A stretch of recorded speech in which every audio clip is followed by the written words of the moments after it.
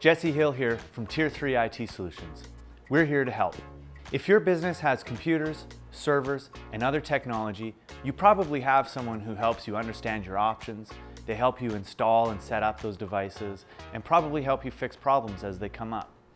Most of the time, they're probably doing a pretty decent job. But what's the difference between a computer guy and an IT professional? I'm going to answer this question by telling a story about a business that we met earlier this year. This organization had just gone through a change in management, and one of the existing staff recommended that the new manager chat with us. When I went into the meeting, there didn't seem to be a strong desire or a need to change IT providers. Things were working okay.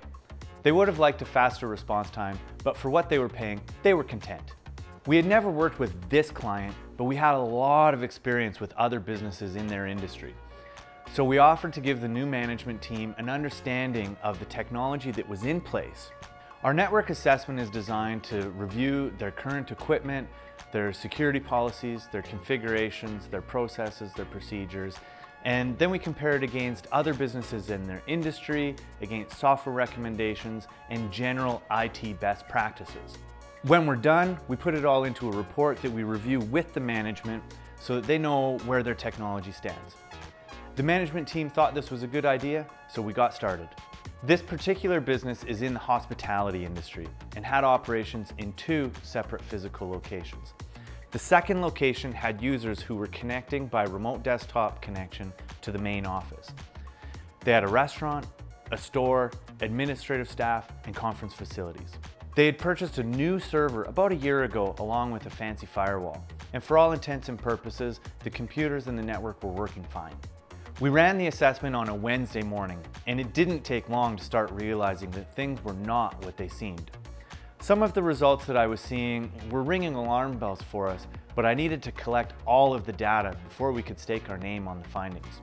As the day went on, I became more concerned. And although they weren't a client of ours, and we weren't there to solve problems at the time, I had to address the most obvious issue. They had no backup whatsoever. This was particularly alarming because when I had asked the managers, they assured me that their IT person was running a backup off-site daily.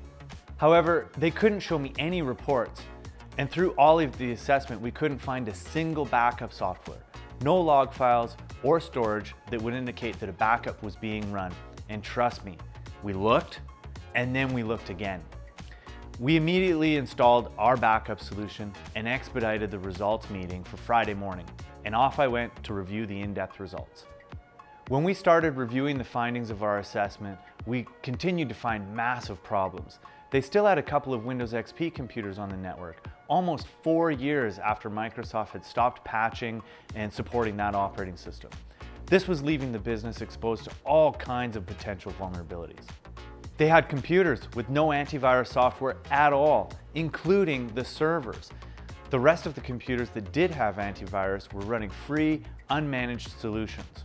There were over 20 user accounts active on their network that hadn't been logged into and used in at least 30 days. Some of them had been there for years. These accounts belonged to ex-staff members and other support people that potentially still allowed them access to the network. Those remote workers we told you about, well, we found out that the computers that they were using were set up to log in to the server remotely without even requiring a password. And it gave them direct remote access to the server with full administrative rights. Not only that, but these computers were left totally unattended for most of the week, potentially giving anyone access to the network, the server, to do, change, delete, add whatever they might like. That server that they had just bought a year ago, well, it wasn't configured properly, and neither was the firewall. In fact, they had recorded over 29,000 failed login attempts on their server in just the last month. This was a disaster waiting to happen that they had no idea about. Their computer guy had left them vulnerable, and it was only a matter of time until they were taken offline in a big way. Most of the time, changing IT providers is a decision that takes a while. But in this case, the management team acted appropriately and engaged us immediately to resolve these issues and to take on the ongoing security and management of their network. We invested over 100 hours into rebuilding their server, replacing their firewall and access points, configuring proper security protocols, securing their network, training their staff, and giving them the peace of mind that they are protected. It was so obvious that their previous tech support person had no idea what it meant to be an IT professional.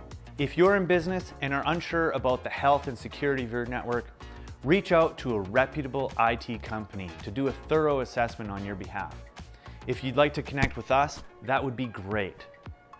You can find us at www.tier3it.ca. Thanks for watching and have a secure day.